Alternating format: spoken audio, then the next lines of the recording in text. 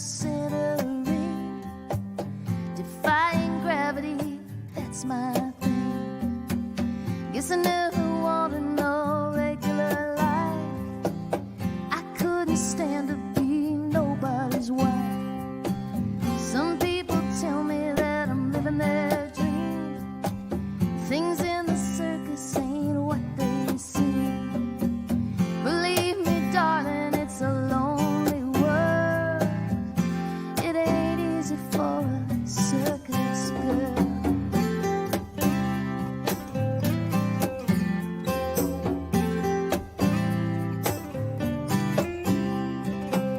Nobody knows you when you come to town.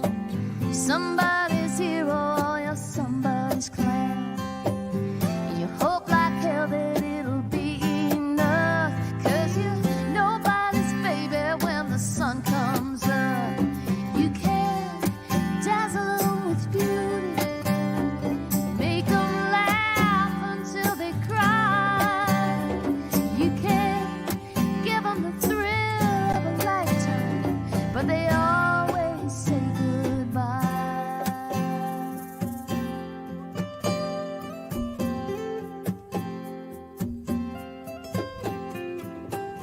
It's just that sometimes I get so tired of going nowhere on that little wire. I'd like to plant my feet on solid ground. God have mercy, it's a long way down.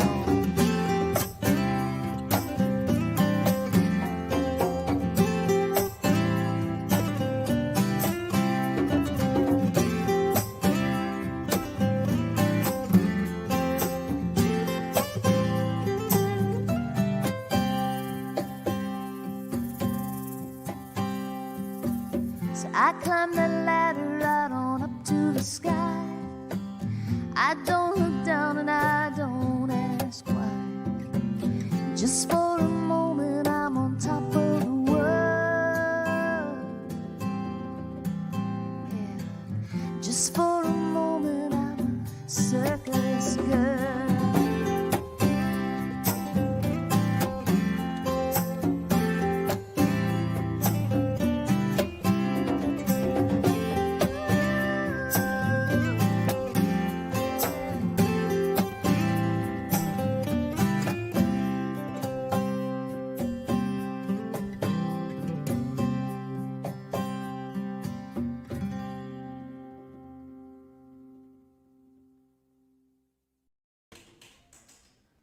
Hey there. Welcome to our party.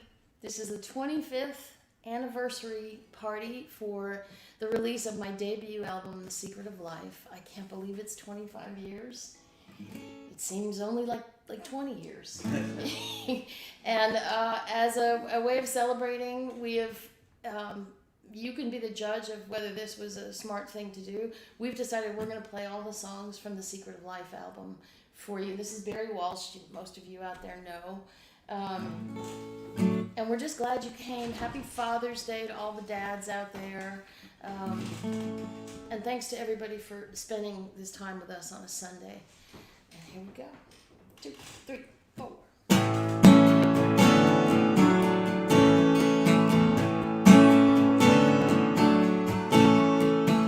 It's raining in my coffee cup, coming down since I got up today. Cold and gray. And looking in my rearview mirror, I could be in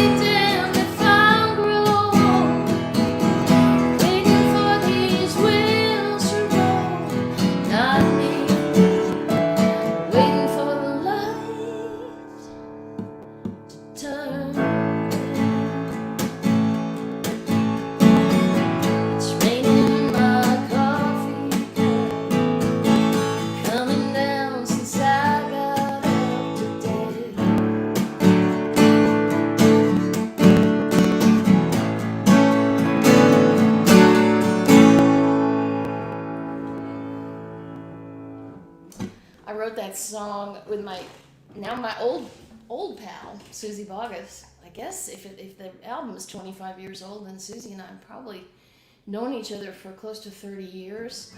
And we wrote that back when we had biological clocks ticking. At least she did. I already had my son by the time I wrote that song, but we were just talking about all the waiting that you have to do in life and in the music business, and for things to be right, and it was. And we're still waiting. We're still waiting. It was a funny thing. I think we were probably writing for one of Susie's albums when we wrote that song together, and it ended up on mine. It just worked out that way. This next one is one of the ones that we have. I don't think Barry and I have ever played this together before today. I think so. And I was lucky enough to be joined by the fabulous Raul Malo from the Mavericks on this song, on harmony. Raul sang with me. It was just really a treat to have him in the studio. This is called Border Town. 2, 3, 4.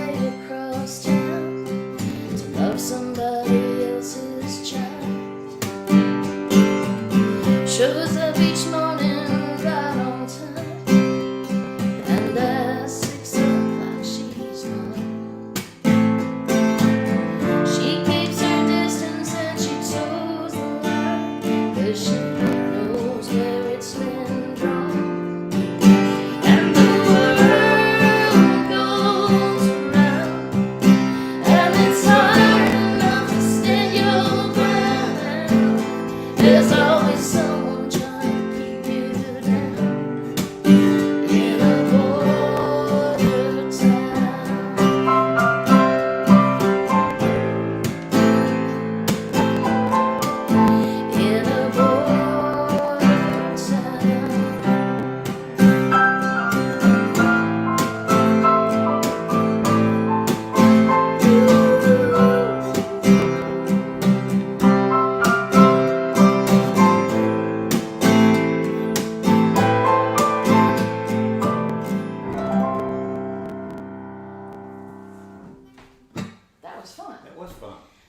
So I want to remind you guys that, or in case you didn't know, I wanted to tell you that we're going to do a little Q&A right in the middle of this, because I know, but I've already gotten a bunch of questions from people on Facebook and social media, and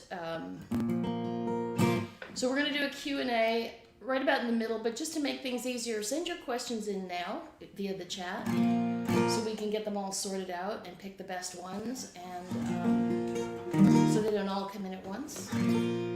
For this record, my first record, I've been playing this next song live for quite a while, I guess, and it was written actually by somebody that was at the same publishing company that I was with early on in Nashville, and that was Steve Earle. And he was someone who I loved and admired his songwriting, and I loved this song, and I felt like, I identified with it strongly. So I decided I was going to do one cover song on this record, and we asked Steve if he would come in and sing on it, and then we decided to shoot for the moon and ask Emmylou Harris if she'd come in and sing on it, and they both did. And you can bet I was shaking in my boots in the studio when that happened. It was just like otherworldly, because keep in mind I hadn't made any records before. This was all kind of a dream come true, and neither of them are here today, right? Neither of them are here today. No, we tried, but unfortunately. But it was really something else. Two of my heroes in the studio singing on my record. That was something else. So we had a lot of fun working on this week. Song by Steve Earle.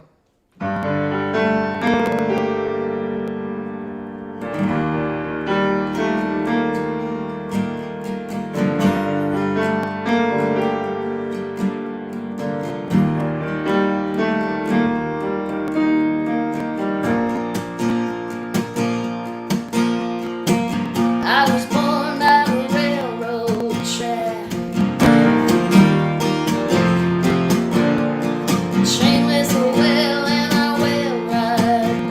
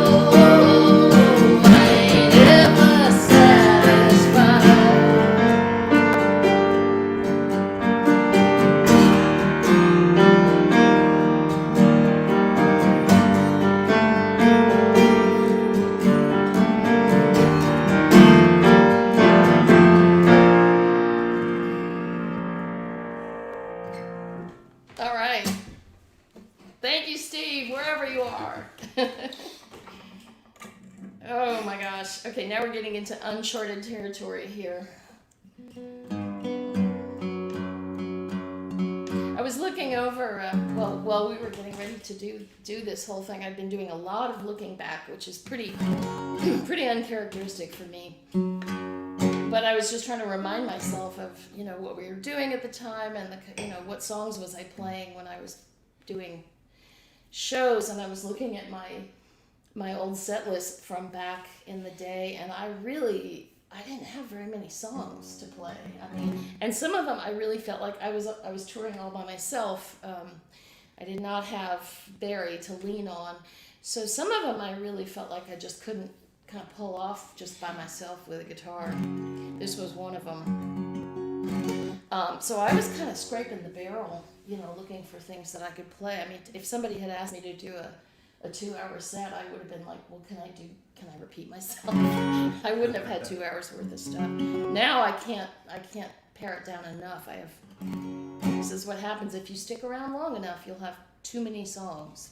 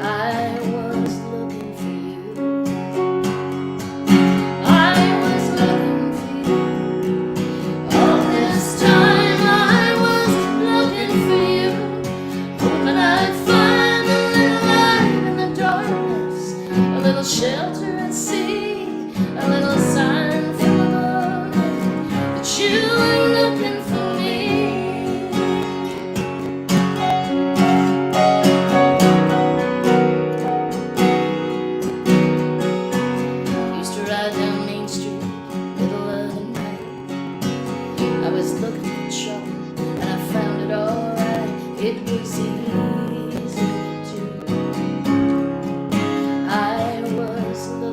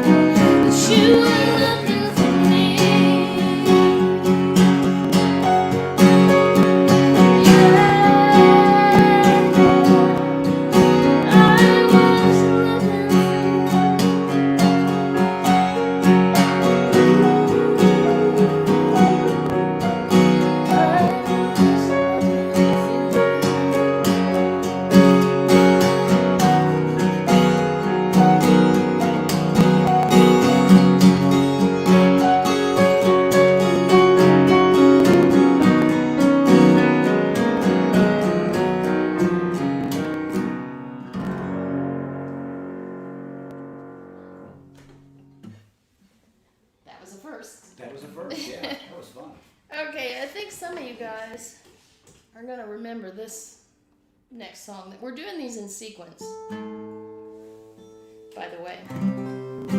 Just the same sequence as was on the album.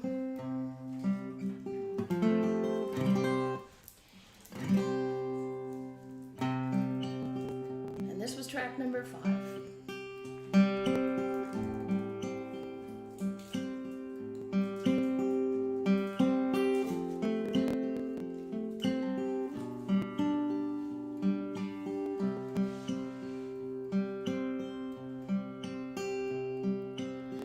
On a bus to St. Cloud, Minnesota, I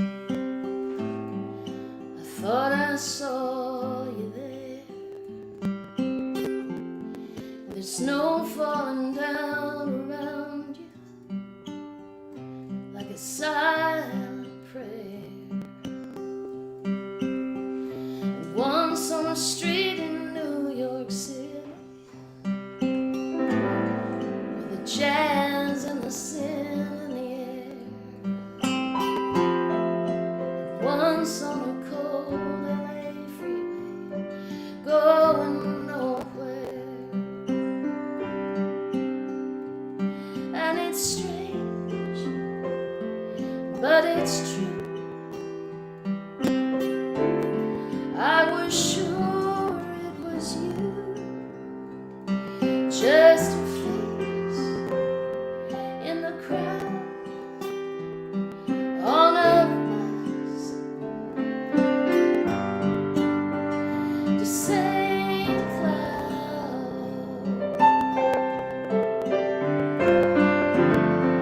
in a church in downtown New Orleans.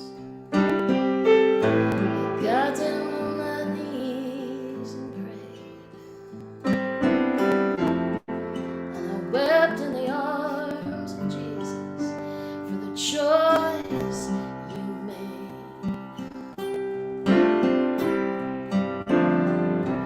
We were just getting to the good part, just getting past the mystery. It's just like you, to disagree. And it's strange, but it's true. You just slipped out of view like a face in the crowd on a bus to St. Cloud.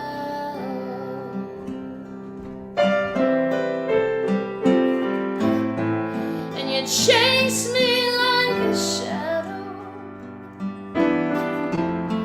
and you haunt me like a ghost.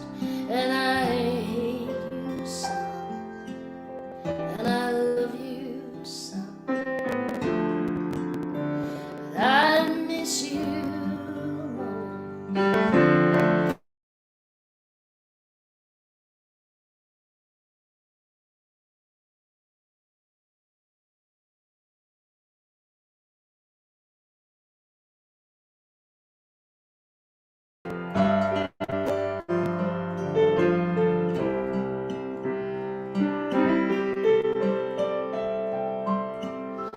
On a bus to St. Cloud, Minnesota, I thought I saw you there, with the snow falling down around you like a silent prayer.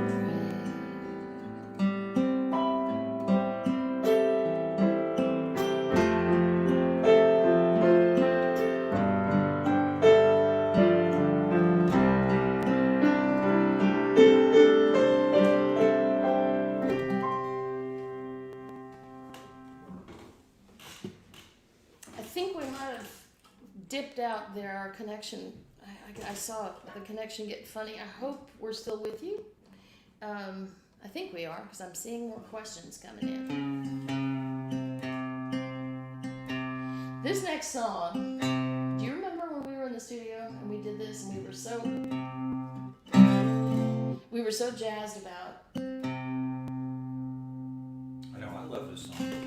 We were so jazzed about the recording that we got, and we knew, and you have to keep in mind this was, you know, Nashville in the 1990s, and this record was going to be marketed as a country record, and we were all really excited about how it turned out, and so naturally when the people from the record label came in to listen to what we were doing, they wanted to hear, you know, some of the rough tracks that we were doing. And we were also excited about this one. This was the first one we played, and they all turned pale white. They were just seeing their lives flash before their eyes, because I think that was the first indication that they had that, oh my God, they were in trouble. But we were really happy with it, and you know what? That's And the Neville Brothers liked it. and the Neville Brothers liked it. They recorded it a couple of years later. So.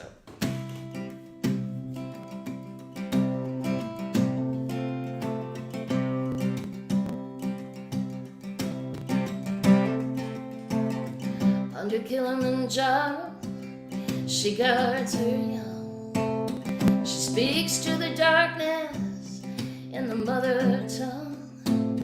She waits and she watches all night long. Calls to her lover and she sings this song. I will be there for you, whatever comes. I am as constant as the beat of drums. My love is stronger than the noonday sun over Africa.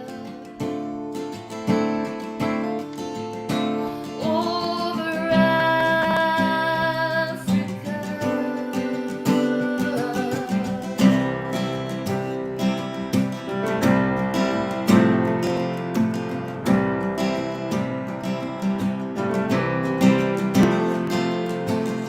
It's a force of nature, it's the power of need.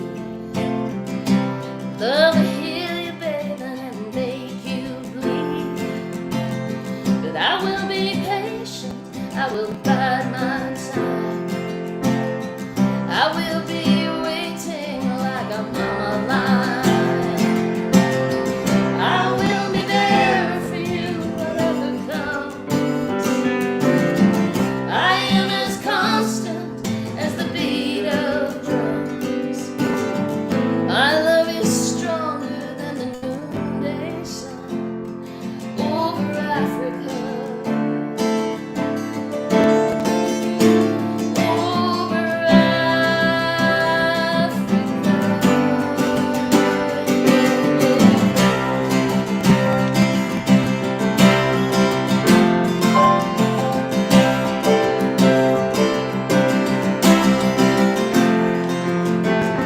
between love and money, between pride and sin, we are just wild things underneath the skin. In the cradle of creation, we were made this way, bound together till our dying day. Till our dying day.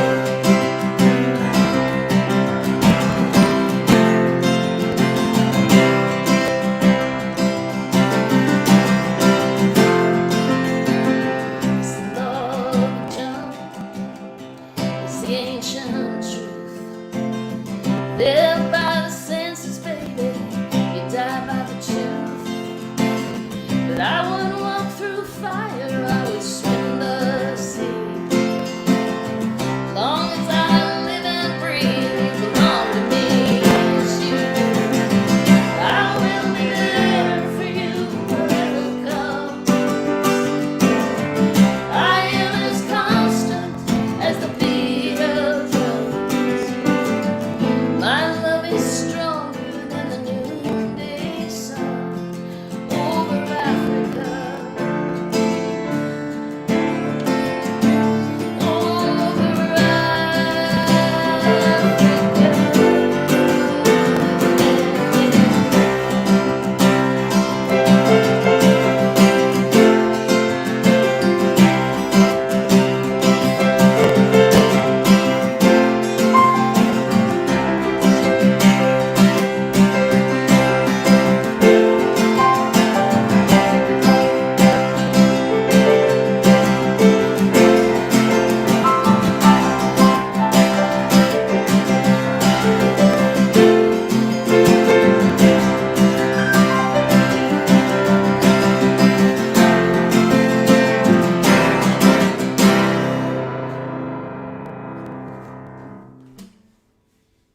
country music from another country.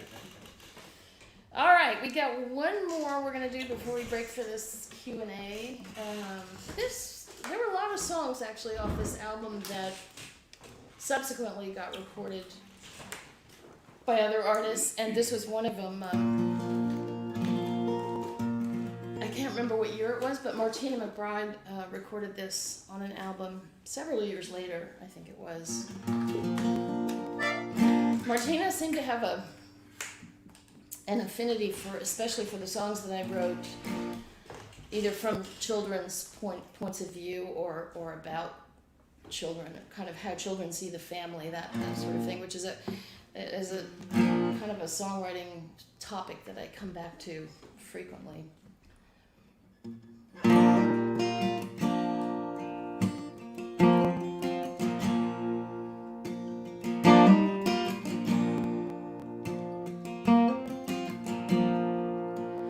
There's a silence on the front lines.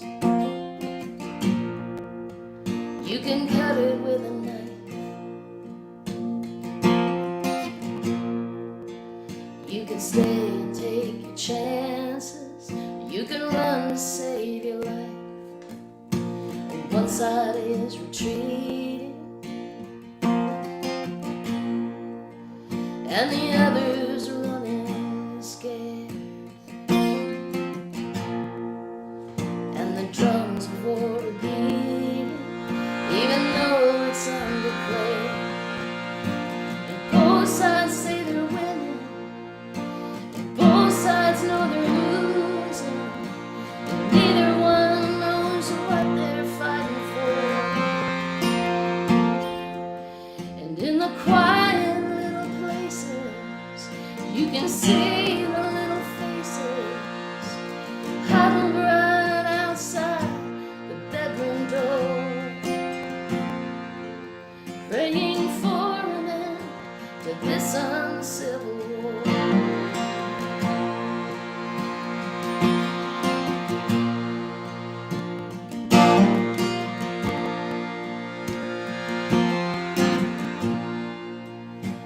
Papa needs a new job, so he's swallowing his pride. It don't go down easy, and it eats him up inside. Mama, she don't notice. Little sister's ragged dress. Lately she don't notice much of anything, I guess. They're just fighting off her hunger, trying to keep from going under. But the wolves just keep on gathering at the door. There's no place to run for cover, so they're turning on each other, 'cause there really ain't no winners anymore. Just victims in this uncivil war.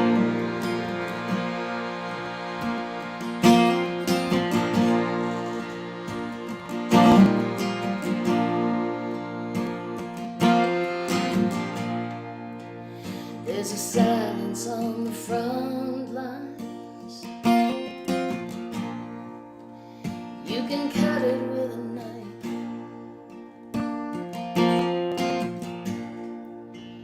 You can stay and take your chances.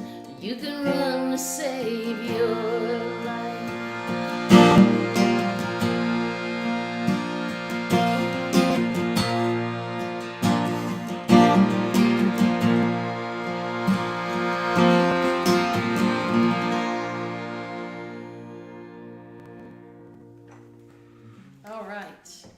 All right, we're going to get to some questions now. The first one I see, Jack Anderson says, "Where is Oliver?" Oliver is with his dog Whisperer right now. He sends his regards, but he's a little unruly and unreliable. He's not two yet, so he's not completely reliable in these sorts of situations, and he could come bouncing in here, and our live stream would go down. So, okay, gosh, there's so many great questions.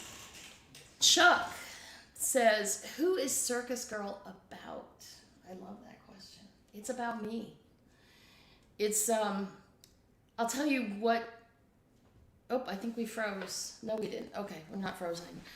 I actually took my son to see the circus right about the time I started writing that, and I was just really struck with the parallels between the circus and the music business. Now it's the circus is kind of a higher class music business, but I remember thinking there's such a beautiful sort of dichotomy between what you see before the lights go down and then the big spotlights happen, and you see all the kind of the seedy underbelly of it, and it's kind of like when you go to the Country Music Hall of Fame and you look at Porter Wagner's old nudie suits up close, and they don't look so, they look cool, but you can see they're worn and they're real, you know.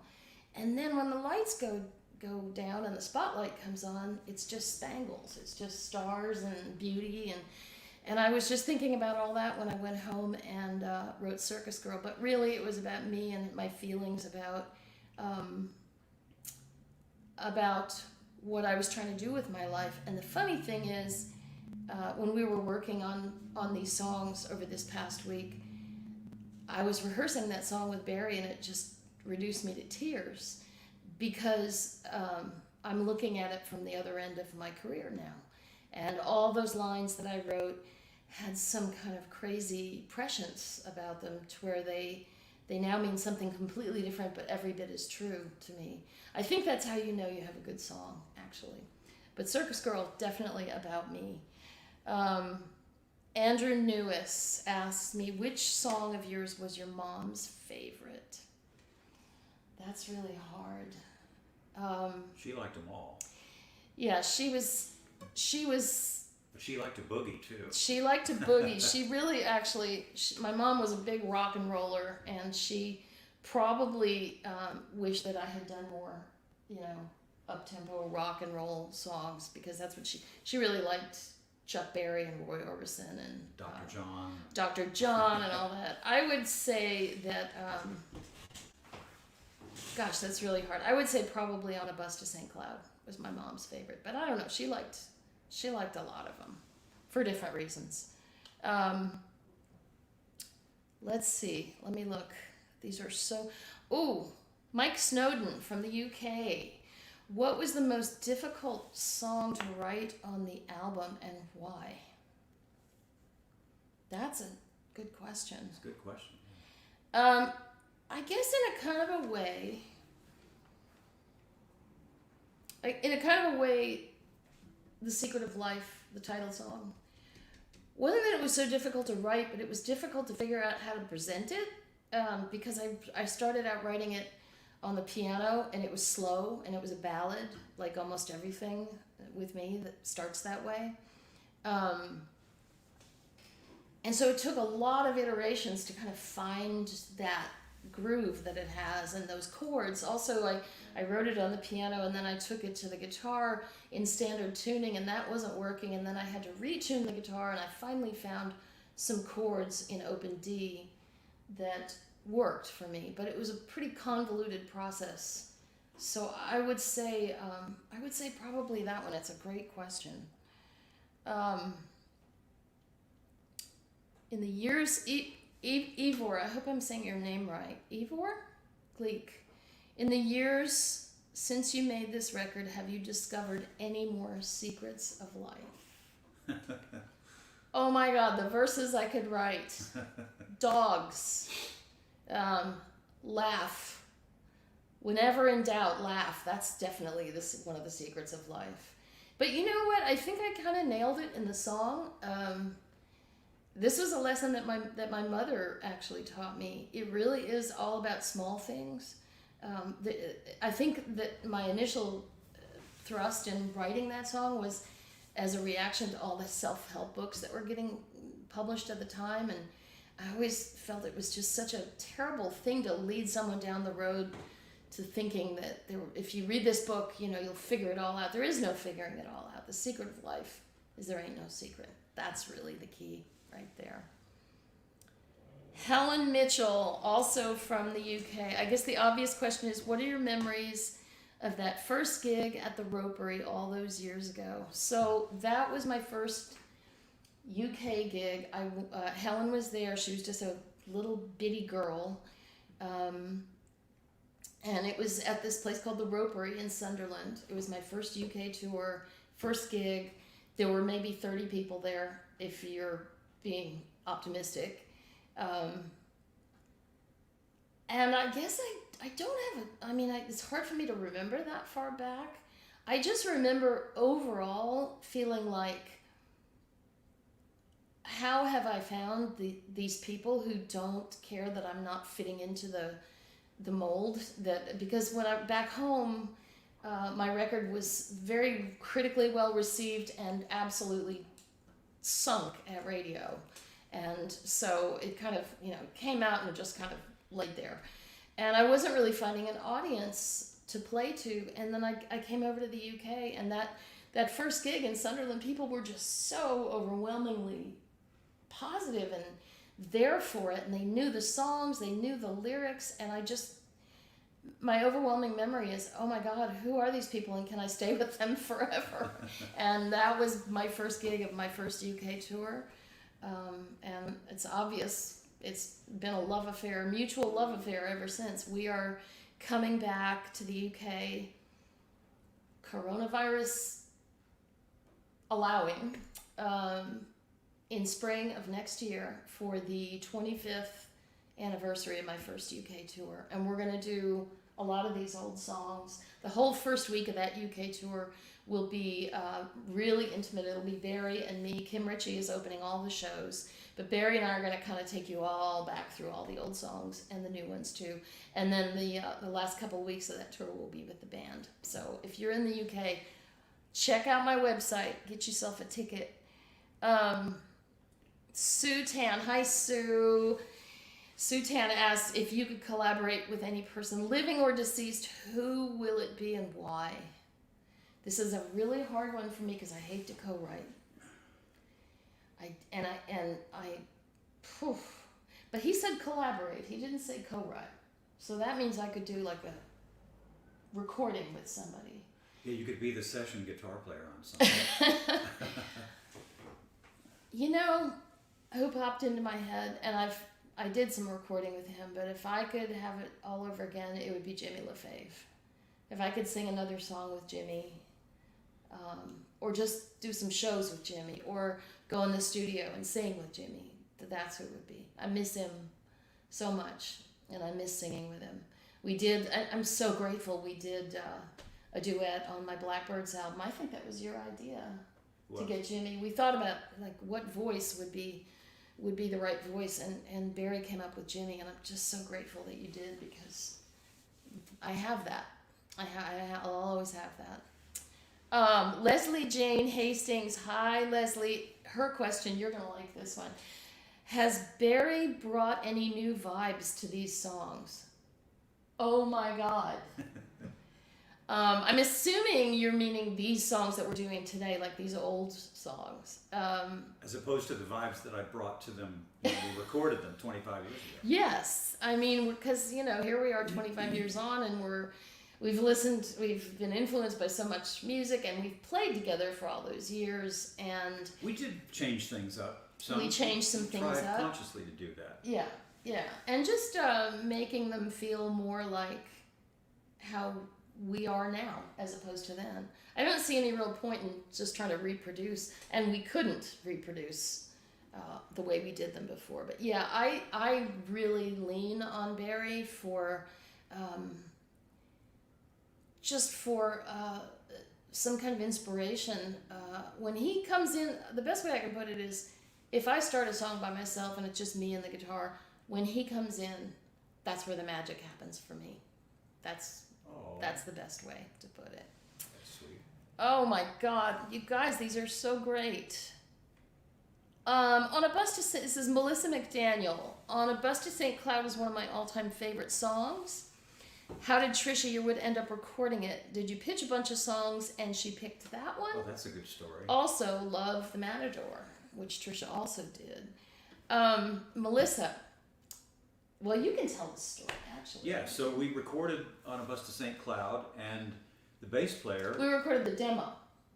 I think we were making the demo. It was a demo. Yeah. And the bass player who was playing on the demos and as well as the records was Dave Pomeroy. And Dave, who's now the president of the Musicians Union in Nashville, he was going to work with Trisha that Friday. I think this was like a Tuesday. And so he said, I'm going to see Trisha. I'm going to play on her record on Friday. And God, I'd love to take this song to her. And so he took the song to her, and damned if she didn't record it. It was just in less than a week. And they put the string intro on it that was so gorgeous. Yes. It's beautiful. Beautiful.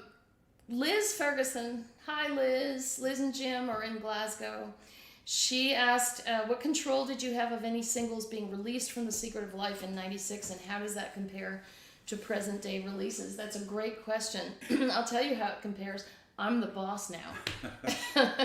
I did not have any control over the singles at all. And what I think maybe the most frustrating thing about the release of that album was that the record label signed me on the basis of the song, The Secret of Life. That was the one that they swore was a hit.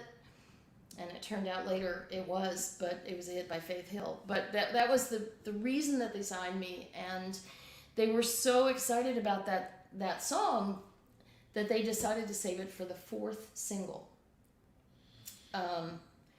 So the first single was When You Were Old, which is a very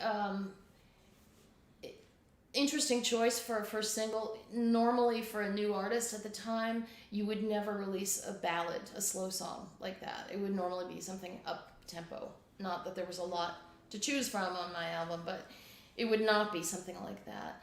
And it went to the 60s. It charted somewhere in the 60s, and that was it. It was over. And then we released a second single, which honestly I cannot even remember what it was. And that didn't chart at all. So they never got to The Secret of Life. They just bailed at that point. So we never got to find out if it would have done well. I can't hazard a guess. I don't know. But I wish that they had gone with their gut and not hedged their bets. And that is one of the frustrations of being at a record label where you don't have the control. Nowadays, when we pick singles, I do what I always do with decisions like that. I poll people. I talk to people. I talk to the team I'm working with. I talk to people who've heard the advance copies of the album and say, what do you think? What do you hear as the single? And then I go with my gut, with all that feedback, also. And I just think that's the best way to do it. So yeah, it was not a happy situation for me, because I felt like we should have led with our most obvious and strongest song, but that was not to be. But it took me down a whole other path that I never would have gone down. So I think the only way I can feel about it is grateful at this point. Okay, we got time for one more. Kurt Smith. Do you write on guitar, piano, or both? And do you lock yourself in a room and say, I'm writing today, or is it more random? You're such an amazing writer. Thank you, Kurt. Yeah, I do lock myself in a room. Barry can tell you that writing is not easy or particularly pleasant for me. I'm usually come down from my writing room with a sad look on my face, saying, I don't think I'll ever write another song again. And somehow it works out. I do set aside time, because if I don't, I won't write at all. So early on in my career, I wrote every day in the morning. And that was what worked for me. When I started touring, I couldn't do that anymore. So I started sort of setting aside blocks of time and writing. But if I don't lock myself in there and just go through the motions, go through the waiting, there's so much that doesn't look like you're doing much before the songs happen. And for me, I'm very slow, and I don't co-write, so I'm even slower. So yeah, there's a lot of sitting around and tearing my hair out and gnashing my teeth, and then eventually I come out with songs. Thank you guys for your questions. These are so great. We're gonna do the rest of the album. Yeah, let's go.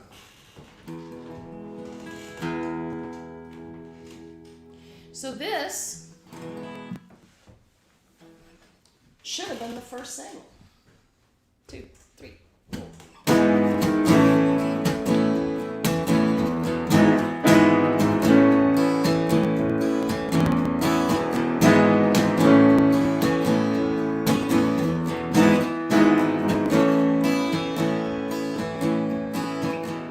Couple of guys sitting round drinking down at the Starlight Bar. One of them says, you know, I've been thinking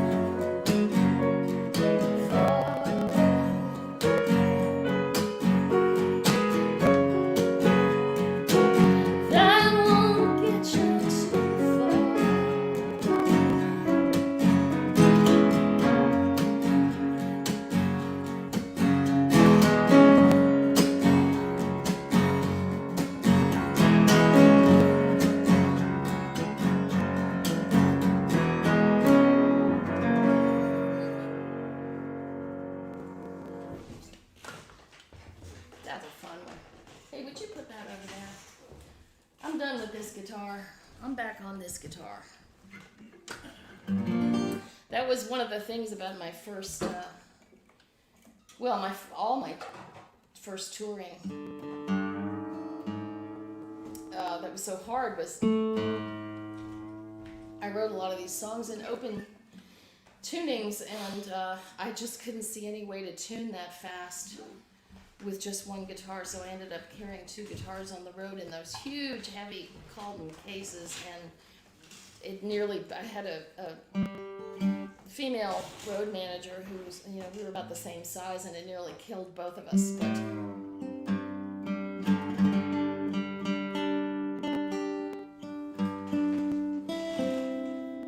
I like this song. this is another one we never played. No. I'm gonna take my time and get in tune here.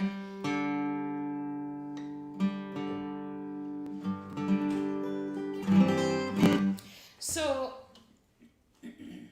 one of the criticisms I got speaking of not being very country, was what was a song about a New York City cab driver doing on a country record.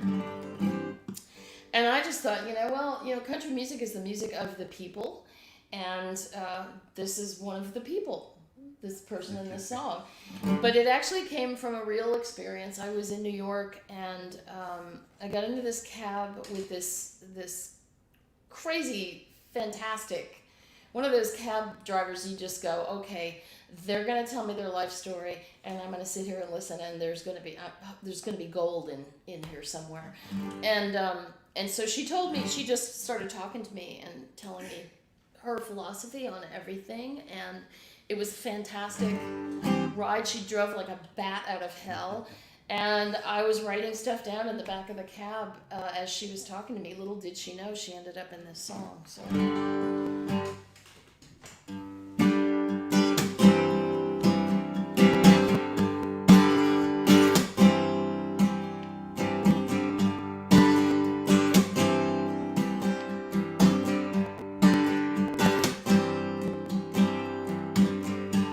I drive a cab in Brooklyn. I like my job okay. Nobody breathing down my neck.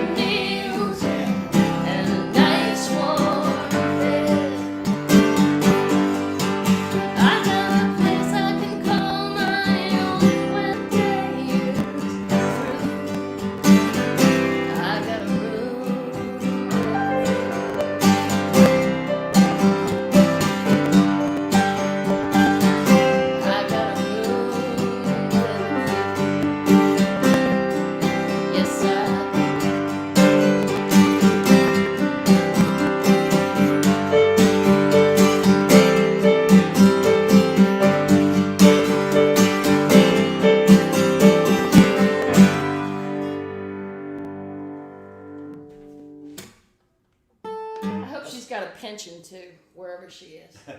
25 years later. I hope so.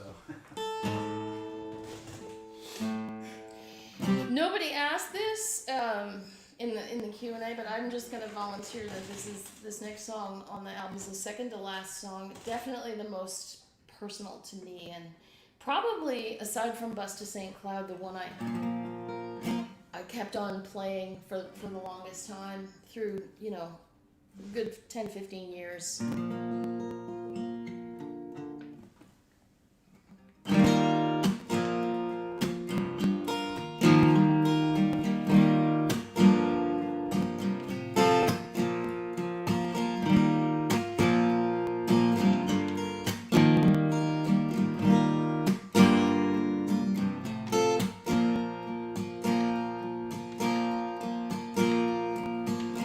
I work the high wire in the center room, defying gravity, that's my thing. Guess I never wanted no regular life. I couldn't stand to be nobody's wife. Some people tell me that I'm living their dream. The things in the circus ain't what they say.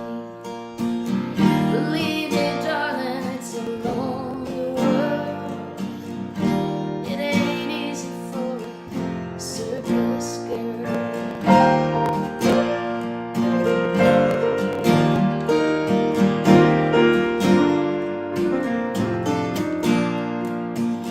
Nobody knows you when you come to town. You're somebody's hero, you're somebody's clown. And you hope like hell that it'll be enough. 'Cause you're nobody's baby when the sun comes up. You can dazzle them with beauty, make them laugh until they cry.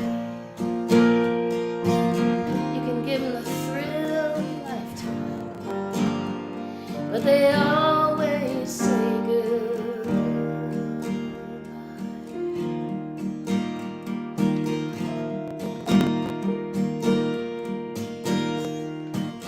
It's just that sometimes I get so tired of going nowhere on that little wire. I'd like to plant my feet on solid ground, but God have mercy, it's a long way down.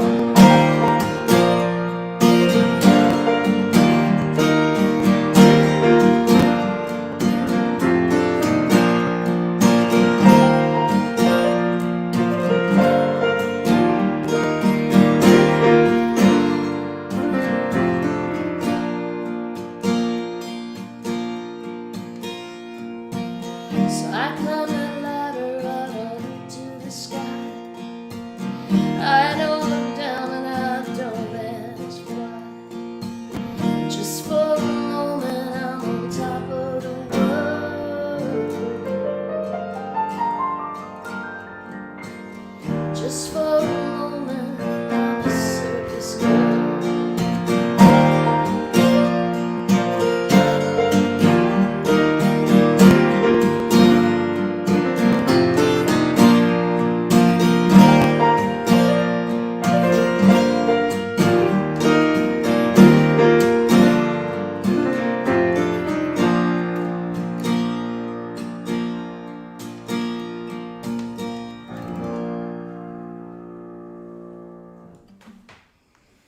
And we come to the last song on the record.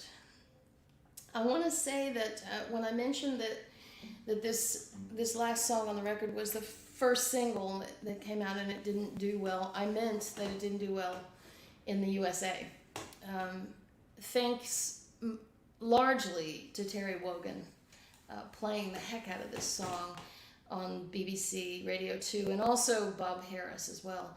But Terry really was just a champion for this song, and for me, this song was all over BBC Radio 2, and it really afforded me that first tour and all the tours that came after. And he was just such a generous, lovely, funny, wonderful man. I was very privileged to be his guest in studio on his show. Later on, after I did that, I found out he didn't really have guests very much, but up in Aberdeen one time, he was doing a remote broadcast on his show, and he had me in the studio, and we loved him. We loved him very much, and I really owe a huge debt to Terry for letting everyone hear this song in the UK and making it possible for us to come back over and over again, largely based on this song and Bust of St. Cloud.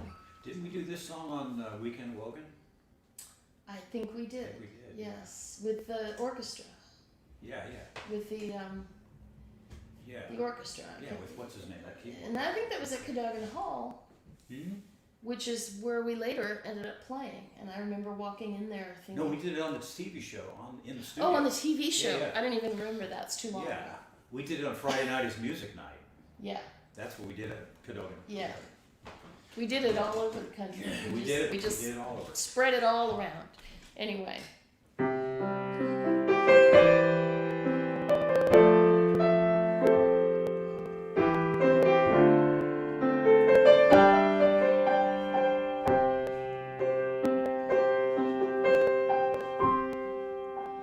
When you are old and tired and gray, and wear your overcoat on sunny days,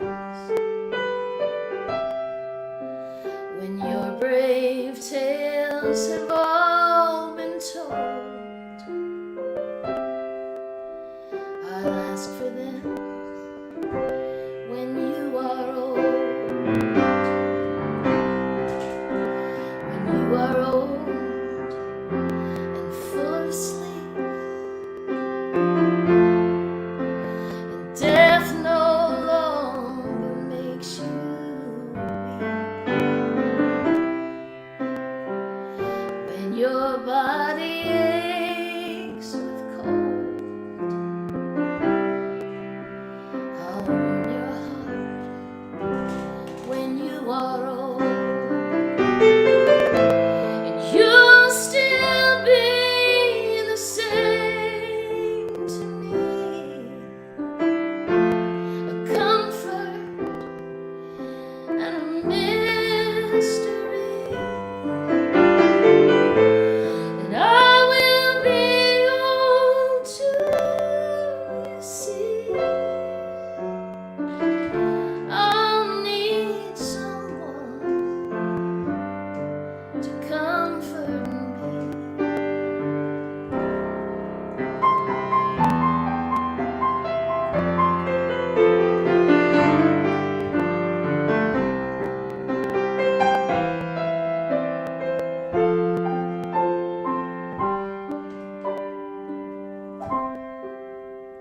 When you are old and pale and gaunt, and a gentle hand is all you want, I will give you mine to hold. I'll be here when you are old. Oh, I will give you mine to hold. I'll be here when you are old.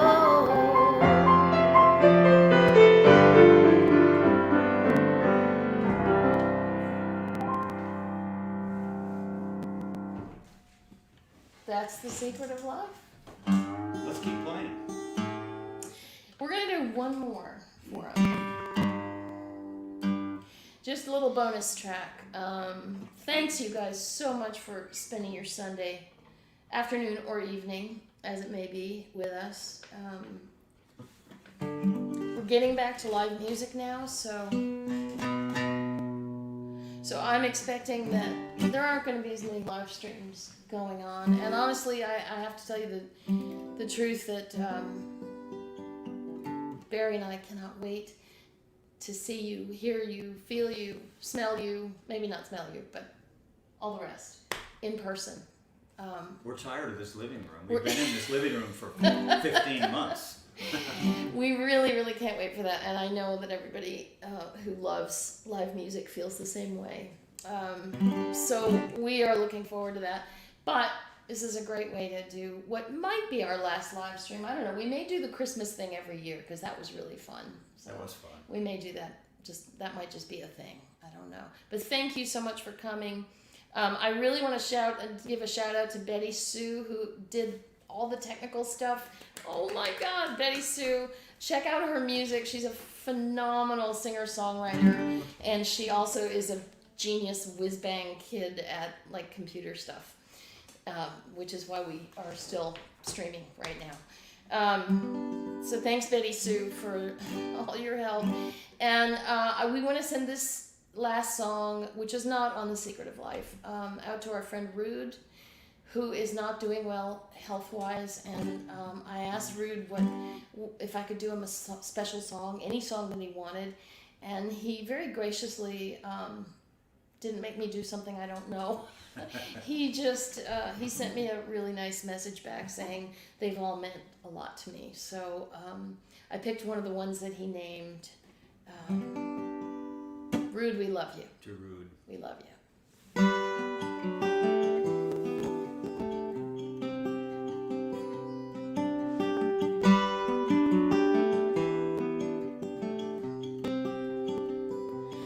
I've got 5 minutes to sneak a cigarette. 5 minutes to myself. Back behind the screen door of Andy's luncheonette. And I ain't got time to worry about my health. My boss Andy says I smoke myself to death. Andy, he reminds me some of you. Back when you were Romeo and I was Juliet, West Texas, Capulet, and Montague. I don't think too much about you anymore. We were much more than kids. It was nearly 20 years ago I shut and locked that door. Now I've got 5 minutes, not much time to reminisce.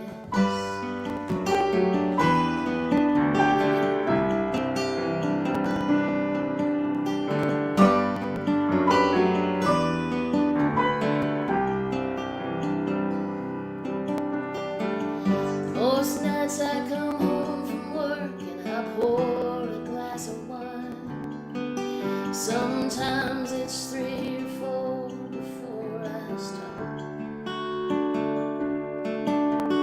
And Jessie makes a sandwich if I sleep through supper time. She leaves me on the couch to sleep it off. Jessie just turned 17, and she's wild as she can be. There ain't nothing I can do. Last weekend she ran off to meet a boy in Tennessee, just like I used to run to you. I gave her hell when she came home this afternoon. Mascara running down her face. Seems like history repeats itself, and it ain't up to you.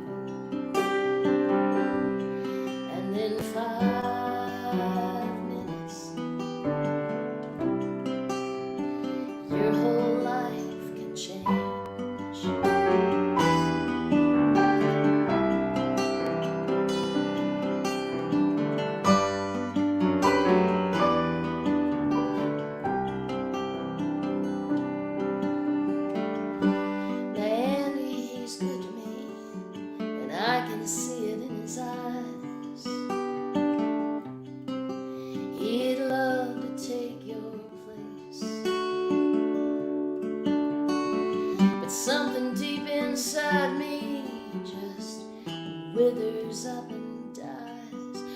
make love to him and only see your face.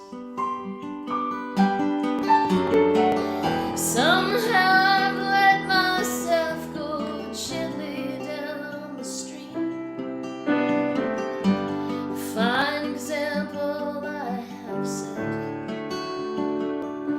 between the working and the living and the ghosts that haunt my dreams. I've got 5 minutes.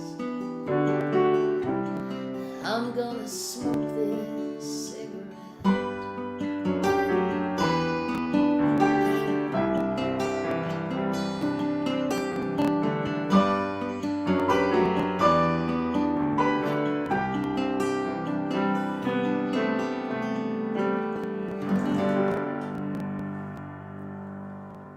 Thanks y'all for coming. Give it up for Barry Walsh. I can hear you out there. We'll see you the next time. Take care. Happy Father's Day.